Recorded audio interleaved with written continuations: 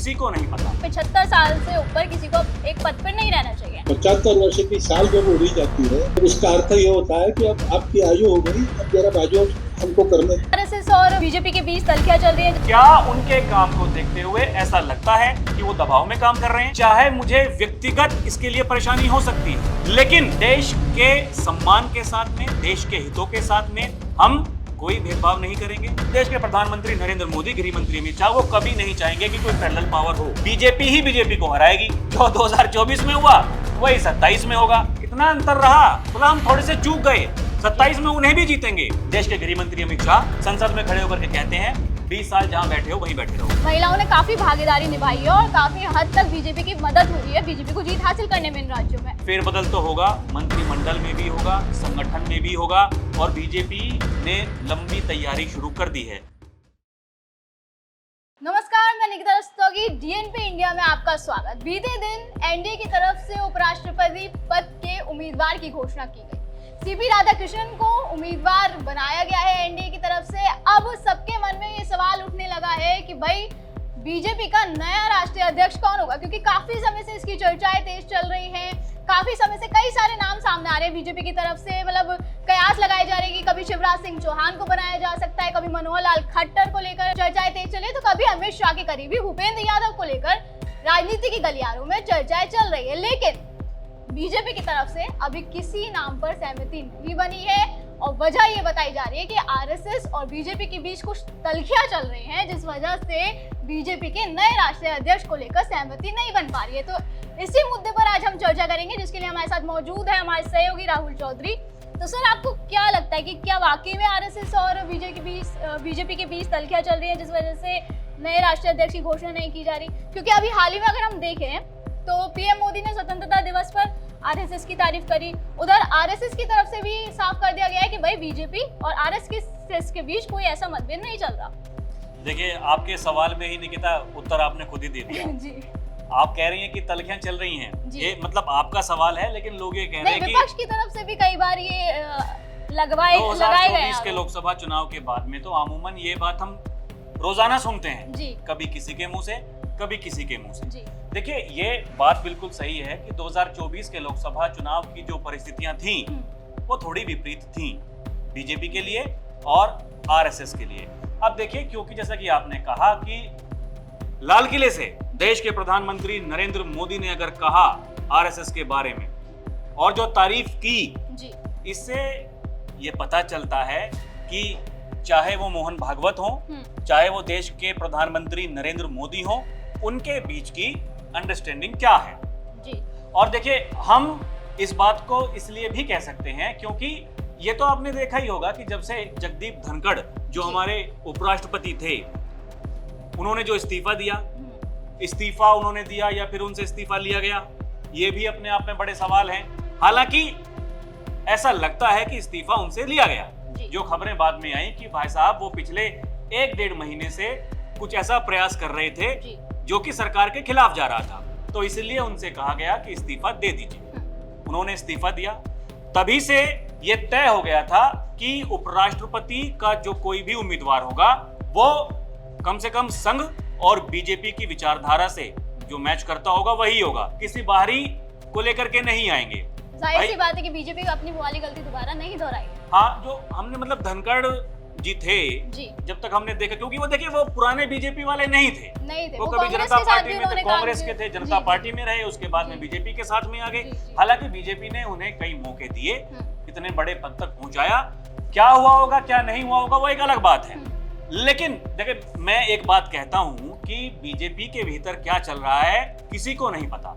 आपको याद होगा, पहले जो कुछ भी होना होता था, मीडिया की हेडलाइंस पहले बन जाया करती थी, और जो मीडिया की हेडलाइन बन गई, जिनका नाम आ गया, उन्हीं के नाम पर मुहर भी लगती थी। ये मैं 2014 से पहले की बात कर रहा हूँ। अब देखिए, मीडिया वाले भी परेशान इसीलिए रहते हैं कि कुछ खबरें भीतर की नहीं पता, उन्हें नहीं पता ही नहीं चलती कि भाई बीजेपी की पर्ची में से आज किसका नाम निकल आया, कुछ जिसका नाम सबसे आगे चल रहा होता है। भाई, जब कोई नई सरकार बनती है, उसी के हाथ में एक पर्ची दे दी जाती है कि जाइए मीडिया के सामने और उस नाम का आप अनाउंसमेंट कर दीजिए। वो खुद शॉक हो जाते हैं जब पर्ची खुलती है। तो देखिए यहाँ देश के प्रधानमंत्री नरेंद्र मोदी हैं, जी। देश के गृह मंत्री अमित शाह हैं, जिन्हें बीजेपी के चाणक्य कहा जाता है। जी। बीजेपी में क्या चल रहा है ये केवल ये दो लोग जानते हैं। इसके अलावा क्योंकि देखिए संघ का बैकग्राउंड होना चाहिए था, इसीलिए यहाँ मोहन भागवत जी की भी बात करनी बड़ी जरूरी है। आप देखिए क्योंकि उपराष्ट्रपति का नाम मतलब जो उम्मीदवार है उनका नाम फाइनल हो गया है, चर्चा बड़ी ये है कि भाई राष्ट्रीय अध्यक्ष कौन होगा, क्योंकि विपक्ष वाले देखिए तंज कसते हैं, मजे लेते हैं। नहीं, विपक्ष का तंज कसने का भी एक बड़ा कारण ये है कि अभी हाल ही में मोहन भागवत भी समय समय पर ऐसे बयान देते रहे हैं। आपने देखा होगा कि अभी हाल ही में मोहन भागवत की तरफ से बयान दिया गया था कि भाई 75 साल से ऊपर किसी को एक पद पर नहीं रहना चाहिए। 75 वर्ष का आपने किया, लेकिन मैं इसका अर्थ जानता हूँ। 75 वर्ष की साल जब उड़ी जाती है तो उसका अर्थ ये होता है कि अब आपकी आयु हो गई, अब जरा बाजू हमको करने। तो सबने ये कयास लगाने शुरू कर दिए थे कि क्या ये पीएम मोदी को लेकर तंज कसा गया है। अब भागवत साहब खुद 75 के होने वाले हैं जी। अगर कोई उनसे ये पूछे, जो लोग पूछ रहे थे कि क्या वो अपने लिए नहीं बोल सकते हैं जी, भाई वो भी तो 75 के होने वाले हैं। वो तो बीजेपी पार्टी तय करेगी कि उन्होंने अगर ऐसा कुछ नियम बनाया हुआ है उसको वो चेंज करेंगे कि नहीं करेंगे। जी, बीजेपी के संविधान में भी ऐसा कुछ नहीं लिखा कि 75 साल से ऊपर नहीं बैठे। तो मैं वही कह रहा हूँ, ये सब कुछ जो है ये एक प्रोपोगेंडा चलाने के लिए ये चीजें कहनी बड़ी अच्छी लगती हैं, लेकिन इतना तय है कि बीजेपी का राष्ट्रीय अध्यक्ष, क्योंकि अब जो सीपी राधाकृष्णन है उनका बैकग्राउंड साउथ वाला हो गया, तो ऐसा हम अंदाजा लगा सकते हैं कि कोई हिंदी भाषी या फिर उत्तर भारत का जो कोई भी नेता होगा वो बीजेपी का राष्ट्रीय अध्यक्ष बन सकता है। क्योंकि अभी तक चर्चाएं ये थी कि बीजेपी अपना राष्ट्रीय अध्यक्ष साउथ से बनाने वाली है, क्योंकि साउथ में बीजेपी कमजोर है। अभी लोकसभा चुनाव के देखिए आप नतीजे देखिए, आप कर्नाटका देखिए, आप तेलंगाना देखिए, आप आंध्र प्रदेश देखिए, बीजेपी की पकड़ में अगर कोई राज्य नहीं है तो वो तमिलनाडु है। और क्योंकि देखिए तमिलनाडु से उपराष्ट्रपति पद का जो उम्मीदवार बनाया है सीपी राधाकृष्णन को, ये अपने आप में काफी बड़ी बात है। और अगले साल वहां पर चुनाव होने वाले हैं, बहुत बड़ा संदेश है बीजेपी। अगले साल वहां पर चुनाव होने वाले हैं। धीरे धीरे बीजेपी साउथ में बढ़ रही है, लेकिन तमिलनाडु, केरला, ये अभी भी ऐसे स्टेट्स हैं जहां बीजेपी के संगठन को काफी मेहनत करने की जरूरत है। एक तो बड़ा कारण ये है। अब देखिए चर्चाएं ये भी हैं दर्शकों कि जो केंद्रीय नेतृत्व है बीजेपी का, और ऐसी भी चर्चाएं हैं कि मंत्रिमंडल में एक बड़ा फेरबदल हो सकता है। अब लोग पूछेंगे कि एक ही तो साल हुआ है लोकसभा के चुनाव के नतीजे आए हुए, या फिर जब नई सरकार का गठन हुआ तो जो मंत्री थे लगभग पहले वाले जो थे वही बनाए गए। तो यहाँ ये बात समझनी बड़ी जरूरी है, क्योंकि जो पहले की सरकारें थी वो बीजेपी की पूर्ण बहुमत की सरकार थी। अब की बार बीजेपी के पास में बहुमत नहीं है, 240 सांसद बीजेपी के पास में है, घटक दल बीजेपी की सरकार चलवा रहे हैं। तो यहां यह जानना बड़ा महत्वपूर्ण है। लेकिन पिछले एक साल में जिस तरीके से देश के प्रधानमंत्री नरेंद्र मोदी ने काम किया है, क्या उनके काम को देखते हुए ऐसा लगता है कि वो दबाव में काम कर रहे हैं? उन्होंने देखिए इसी दौरान ऑपरेशन सिंदूर भी होता है, और ऑपरेशन सिंदूर इसको याद करेगी आने वाली पीढ़ी। ऐसा ऑपरेशन भारत की सेना की अगर हम बात करें, भारत सरकार की अगर हम बात करें, इतने कम समय में इतना सब कुछ जो पा लिया हो। देखिए, और देश के प्रधानमंत्री नरेंद्र मोदी अगर वो इस बात को कहते हैं कि चाहे मुझे व्यक्तिगत, शब्दों पर गौर कीजिएगा, कि चाहे मुझे व्यक्तिगत इसके लिए परेशानी हो सकती है, लेकिन देश के सम्मान के साथ में, देश के हितों के साथ में हम कोई भेदभाव नहीं करेंगे। उनका जो हित है, हमारे किसानों का, हमारे देश के नागरिकों का, उन्हें हम सर्वोपरि रखेंगे। हमारे लिए अपने किसानों का हित सर्वोच्च प्राथमिकता है। भारत अपने किसानों के, पशुपालकों के और मछुआरे भाई बहनों के हितों के साथ कभी भी समझौता नहीं करेगा। और मैं जानता हूं व्यक्तिगत रूप से मुझे बहुत बड़ी कीमत चुकानी पड़ेगी, लेकिन मैं इसके लिए तैयार हूं। मेरे देश के किसानों के लिए, मेरे देश के मछुआरों के लिए, मेरे देश के पशुपालकों के लिए आज भारत तैयार है। भले ही ट्रंप साहब कुछ भी कहते रहे, कोई फर्क नहीं पड़ता।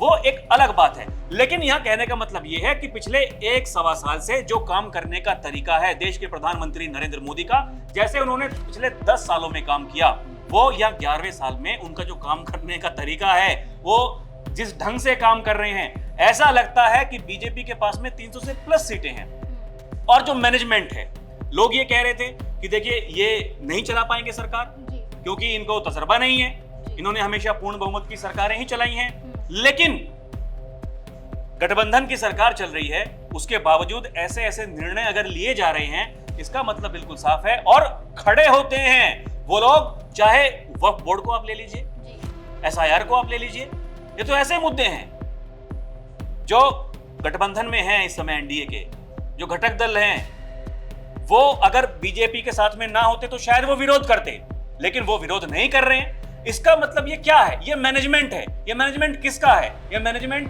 देश के प्रधानमंत्री नरेंद्र मोदी का है, गृह मंत्री अमित शाह का है, और इसमें एक जो बड़े किरदार में है सरसंघचालक मोहन भागवत हैं। ये बात अगर प्रधानमंत्री ने आरएसएस के बारे में कह दी तो एक तो जो लोग आलोचना कर रहे थे पिछले कुछ दिनों से, अभी आप देख रही होंगी कि जो संघ के जो बड़े नेता हैं किस तरीके से मुखरता से बीजेपी के पक्ष में वो बोल रहे हैं। जो हमने 1 साल पहले लोकसभा चुनाव के नतीजों के बाद में ये ऐसी बयानबाजी देखी थी जिन्हें सुनकर ऐसा लगता था कि भाई बीजेपी और संघ के बीच में सब कुछ ठीक नहीं है। अब ये तय हो गया कि बीजेपी का जो राष्ट्रीय अध्यक्ष होगा वो जो अमित शाह और प्रधानमंत्री मोदी चाहेंगे वो उन्हीं की पसंद का होगा। संघ ने एक हरी झंडी दे दी है बीजेपी को, और ये सीपी राधाकृष्णन का उम्मीदवार बनाना एनडीए की तरफ से ये इस बात का सबूत है कि अब देखिए संघ की हमने मानी है, लेकिन जो अगला कदम होगा वो ऐसा होगा जो हम चाहेंगे। क्योंकि देखिए देश के प्रधानमंत्री नरेंद्र मोदी, गृह मंत्री अमित शाह, वो कभी नहीं चाहेंगे कि कोई पैरेलल पावर हो। पावर एक ही हाथ में होनी चाहिए, और यही वो है कि जो बीजेपी को कहा जाता है कि वो संगठित पार्टी है। अब देखिए बड़ी चर्चाएं ये चलती हैं कि भाई मोदी की कुर्सी तो कभी भी जा सकती है। एक बड़ा वर्ग है जो हमेशा उत्तर प्रदेश के मुख्यमंत्री योगी आदित्यनाथ के पीछे पड़ा रहता है। कभी भी दिल्ली आते हैं योगी आदित्यनाथ, वो मुलाकात करते हैं अगर बड़े नेताओं से, तो फिर मतलब गड़बड़ है। एक की कुर्सी तो खतरे में है। लेकिन बड़ी बात यह है कि 2027 का विधानसभा चुनाव सिर पर है, उसकी तैयारियां शुरू हो गई हैं। योगी आदित्यनाथ को अगर दिल्ली बुलाया गया तो देखिए यहाँ ये भी जानना बड़ा जरूरी है कि बीजेपी का प्रदेश अध्यक्ष उत्तर प्रदेश का कौन होगा। जी हाँ, जहाँ यूपी की बात हो रही है तो जाहिर तौर पे ये सवाल भी उठता है कि भाई प्रदेश अध्यक्ष कौन होगा। चर्चा ये है कि एक बार बीजेपी राष्ट्रीय अध्यक्ष की घोषणा कर दे, उसके बाद यूपी का जो प्रदेश अध्यक्ष है वो चुना जाएगा। उनके भी कई नाम चर्चा में चल रहे हैं, केशव प्रसाद मौर्य हो गए या कोई और नाम हो गया। तो आपको क्या लगता है कि किसको बनाया जा सकता है या फिर किस पर दांव खेल सकते हैं इस बार? क्या किसी ओबीसी नाम पर? बिल्कुल सही कह रही है, किसको बनाया जा सकता है जी। नाम अगर हम लेंगे तो हम निश्चित तौर पर गलत होंगे, लेकिन इतना मैं कह सकता हूं जो कोई भी होगा योगी आदित्यनाथ का करीबी होगा, क्योंकि 27 का विधानसभा चुनाव है और 10 साल की एक तरफ आप लोग तो कहते हैं एंटी इनकम्बेंसी, वो भले ही जमीन पर हो या ना हो, हम क्योंकि जमीन पर रहते हैं, हम लोगों से बात करते हैं तो ऐसा कुछ जमीन पर दिखाई देता नहीं, लेकिन फिर भी एक नैरेटिव बनता है कि भाई 10 साल की एंटी इनकम्बेंसी है। अब 27 के चुनाव को बीजेपी ऐसे ही छोड़ देगी, केवल अपने जो व्यक्तिगत मतभेद हैं उन्हीं को चलते हुए छोड़ देगी। अब समाजवादी पार्टी की अगर हम बात करें तो उनके तो नेता ये कहते हैं बीजेपी ही बीजेपी को हराएगी। भाई जो 2024 में हुआ वही 27 में होगा। अब इतने बड़े राज्य को जो देश की इकोनॉमी में सबसे बड़ी भूमिका निभा रहा है आगे बढ़ाने के लिए, उसको तो बीजेपी ऐसे नहीं छोड़ सकती। इसका मतलब तय है मुख्यमंत्री का चेहरा योगी आदित्यनाथ होंगे। उससे पहले क्योंकि संगठन को आपको लामबंद करना है, जो गलती 2024 में हुई आप 27 में उसको नहीं दोहरा सकते, तो आप क्या करेंगे? भाई आपको जो मुख्यमंत्री है उसका पसंदीदा कोई आपको प्रदेश अध्यक्ष बनाना पड़ेगा, और यही मजबूरी है। देखिए आपको याद होगा राहुल जी कि अभी अमित शाह से केशव प्रसाद मौर्य की मुलाकात हुई थी। उस दौरान उन्होंने एक सोशल मीडिया पर ट्वीट साझा किया था। अगर आप उसके कैप्शन को ध्यान से देखेंगे तो उसमें ये लिखा गया था कि 27 में 17 दोहराया जाएगा, माफ कीजिएगा। तो क्या अब देखिए 17 में जो थे वो प्रदेश अध्यक्ष केशव प्रसाद मौर्य थे, तो ऐसा क्या संभव है कि केशव प्रसाद मौर्य ही दोबारा प्रदेश अध्यक्ष बन सकते हैं? बन सकते हैं जी, इसमें कोई दो राय नहीं है, बिल्कुल बन सकते हैं। लेकिन अगर वो देखिए 17 की बात कर रहे हैं तो यहाँ आप ये बात जानिए कि 17 में विपक्ष की कितनी सीटें आई थी। जी। उनका कहने का मतलब यह है कि हम लगभग 325 सीटें जीतने जा रहे हैं, यानी 2022 में सीटें कम हुई। अब देखिए उसमें कोई कुछ भी कहे, वो एंटी इनकम्बेंसी कहे या कुछ कहे, लेकिन हमें इस बात को हम भूल जाएं, ये हो नहीं सकता कि उससे पहले बड़ा किसान आंदोलन हुआ था जी। और उसी को लेकर के, चाहे वो पश्चिमी उत्तर प्रदेश हो, लोग हालांकि ये कल्पना कर रहे थे कि बड़ा नुकसान होगा, लेकिन इतना नुकसान हुआ नहीं जी। सरकार बीजेपी की बनती है, योगी आदित्यनाथ दोबारा मुख्यमंत्री बनते हैं, लेकिन सीटों का जो अंतर था वो कम रह गया, हार जीत का जो अंतर था वो कम रह गया। पहले जीत बड़ी हुई थी, 22 में थोड़ी जीत, उतनी सीटें बीजेपी को नहीं मिली, लेकिन अब 27 की जो तैयारी है वो तैयारी इसलिए है क्योंकि 2024 के लोकसभा चुनाव में बीजेपी को उत्तर प्रदेश में नुकसान हुआ। अगर यूपी में नुकसान ना हुआ होता तो आज बीजेपी के पास में पूर्ण बहुमत की सरकार होती। ये सभी मानते हैं, ये योगी आदित्यनाथ भी मानते हैं, ये गृह मंत्री अमित शाह भी मानते हैं, ये देश के प्रधानमंत्री नरेंद्र मोदी भी मानते हैं। अब आप कुछ भी कह लीजिए, बड़ी चर्चाएं ये होती हैं, योगी को पता नहीं कब हटा देंगे। भाई आप कैसे हटा दोगे? आपके पास कौन चेहरा है? किसके चेहरे पर आप जाएंगे चुनाव लड़ने के लिए? 27 में बीजेपी की लहर थी, वो 2014 के, माफ कीजिएगा 17 में 2014 के लोकसभा के चुनाव के बाद में जो एक मोदी लहर चल रही थी, यानी बीजेपी की लहर चल रही थी, ठीक है, उसके बाद में 22 में योगी आदित्यनाथ के चेहरे पर आप चुनाव जीते हैं। और यहाँ ये भी जानना बड़ा जरूरी है, अभी देखिए जो उपचुनाव हुए थे विधानसभा के, वहां नतीजे कैसे रहे? जो समाजवादी पार्टी के पास में सीटें थी वहां बीजेपी जीत गई, और ये विधानसभा में खड़े होकर के योगी आदित्यनाथ ने कहा 27 का सपना आप छोड़ दीजिए, आपके पास केवल 2 सीटें छोड़ी हैं हमने। जैसे राहुल जी 2024 में सपा ने कहीं ना कहीं खेल कर दिया। देखिए भले बीजेपी ने जीत दर्ज की, लेकिन सीटों का नुकसान तो हुआ, ये सब मानते हैं, बीजेपी भी मानती है। तो क्या ये संभव नहीं कि विधानसभा में भी ऐसा कुछ खेल हो सकता है अखिलेश यादव या समाजवादी पार्टी? 2024 के लोकसभा के चुनाव के बाद हमने 2024 में ही विधानसभा के 10 सीटों पर उपचुनाव देखे हैं। वही तो मैं कह रहा हूँ, जो सीटें समाजवादी पार्टी के पास में थी वो बीजेपी ने जीत ली। सीसामऊ करहल 2 सीटें समाजवादी पार्टी जीती, कितने अंतर से जीती? यही तो कहा योगी आदित्यनाथ ने, कितना अंतर रहा, बोला हम थोड़े से चूक गए, 27 में उन्हें भी जीतेंगे, ऐसा बीजेपी को लगता है। और विपक्ष को यह लगता है कि भाई साहब हम समाजवादियों की सरकार बनेगी, पीडीए की सरकार बनेगी। लेकिन अब हम राष्ट्रीय राजनीति पर आते हैं। जैसा कि आप यहां देखिए, प्रधानमंत्री मोदी और देश के गृह मंत्री अमित शाह, आप उनकी बॉडी लैंग्वेज पर थोड़ा ध्यान दीजिए। वो क्या कहते हैं? देश के गृह मंत्री अमित शाह संसद में खड़े होकर के कहते हैं 20 साल जहां बैठे हो वहीं बैठे रहो, यानी तैयारी बड़ी है। और प्रधानमंत्री नरेंद्र मोदी ने 29 की तैयारी अभी से शुरू कर दी है। 24 में जो कुछ हुआ वो नहीं चाहते 29 में फिर हो। वो इसलिए क्योंकि अब जब बीजेपी का राष्ट्रीय अध्यक्ष नया चुना जाएगा तो ये संभावनाएं हैं कि जो मंत्रिमंडल है उसमें भी बड़ा फेरबदल होगा। ये भी संभावनाएं हैं जो मंत्रिमंडल में लोग हैं वो संगठन में जा सकते हैं, संगठन वाले मंत्रिमंडल में आ सकते हैं। चर्चाएं ये भी हैं सीसीएस, उसमें भी बदलाव हो सकता है। देखिए ये चर्चाएं हैं और इन्हीं चर्चाओं पर हम बात कर रहे हैं। सीसीएस की बात करी तो मैं ये कहना चाहूंगी कि मतलब निर्मला सीतारमण का भी नाम, जो वित्त मंत्री है, उनका भी नाम काफी ज्यादा चर्चा में रहा है। और जैसे कि अभी आपने कहा कि तमिल से तो शायद अब ना ही बनाए बीजेपी, तो हो सकता है किसी महिला पर वो दाव खेल सकते हैं। क्योंकि अगर देखें तो महाराष्ट्र हो गया, हरियाणा हो गया, दिल्ली हो गया, महिलाओं ने काफी भागीदारी निभाई है और काफी हद तक बीजेपी की मदद हुई है बीजेपी को जीत हासिल करने में इन राज्यों में। तो क्या ये संभव है कि महिला को बनाया जा सकता है राष्ट्रीय अध्यक्ष? नहीं बनाया जा सकता है, लेकिन मैं ऐसा मानता हूं क्योंकि दिल्ली की मुख्यमंत्री महिला को बना चुकी है बीजेपी जी। भाई रेखा गुप्ता का नाम हालांकि चर्चाओं में था जी, लेकिन उसके बावजूद उस पर मुहर लगी। वो इसलिए क्योंकि एक बड़ा वर्ग ऐसा था जो ये चर्चा कर रहा था कि बीजेपी के पास में कोई मुख्यमंत्री महिला नहीं है क्या?